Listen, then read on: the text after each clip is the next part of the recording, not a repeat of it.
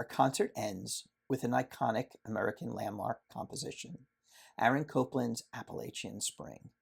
No other composer creates a more American apple pie sound, and his unique way of creating space in music seems representative of the wide expanses of open land that make up much of our country.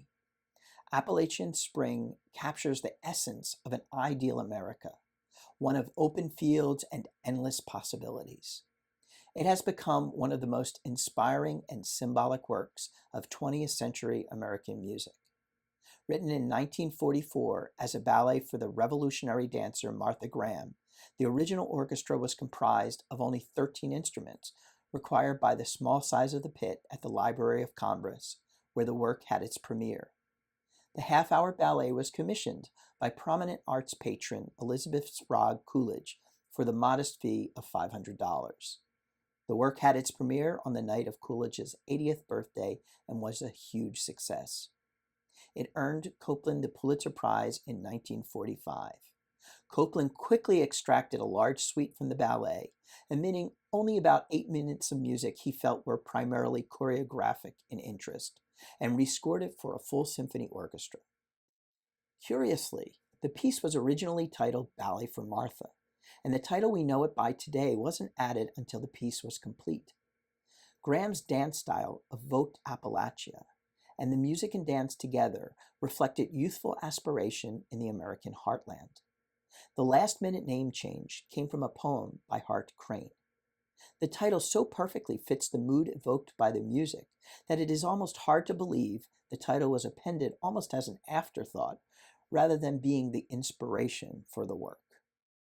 The emotional high point of the ballet is the melody based on a traditional Shaker song, Simple Gifts. So how did a 42-year-old Brooklyn Jewish composer produce the sound we instantly associate with traditional American values, vast landscapes, and the bold pioneer spirit?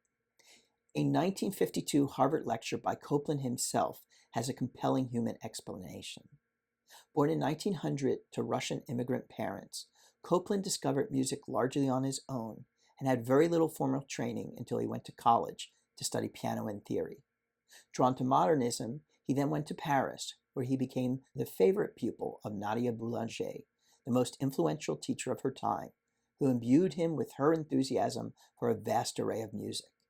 He regarded serious music as a foreign art, familiar to Europeans who grew up immersed in their culture, but largely irrelevant to the American environment.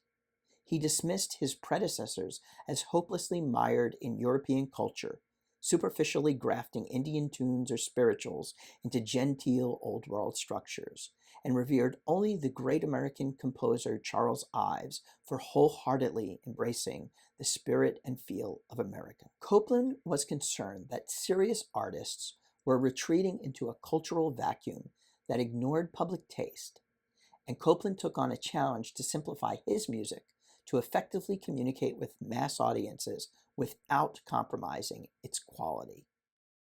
Copland's sound is unique. It incorporates elements of traditional folk music with irregular jazzy meters, quirky, playful rhythms with vigorous, angular motives. His music often has sudden harmonic shifts with themes that grow and develop in real time, then moments with lean textures of only a few instruments playing, followed by bold, brassy percussive orchestrations. His closely knit sonorities with widely spaced vertical chords, think fanfare for the common man, are symbolic of his writing. The ballet is divided into 8 dance sections.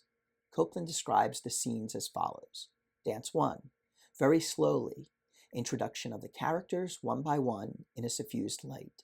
Dance 2, fast, a sudden burst of unison strings, A major arpeggios start the action. A sentiment both elated and religious gives the keynote to the scene. Dance 3, moderate, duo for the bride and her intended, a scene of tenderness and passion.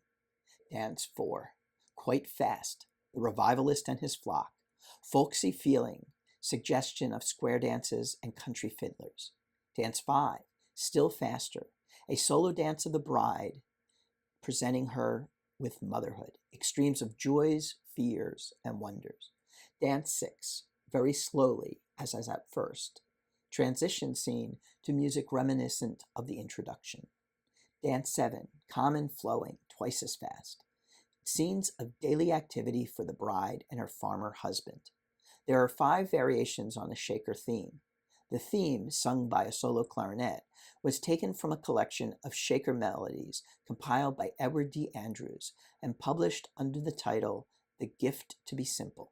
The melody, borrowed and used almost literally in the piece, is called Simple Gifts. Dance number 8, moderate coda. The bride takes her place among the neighbors.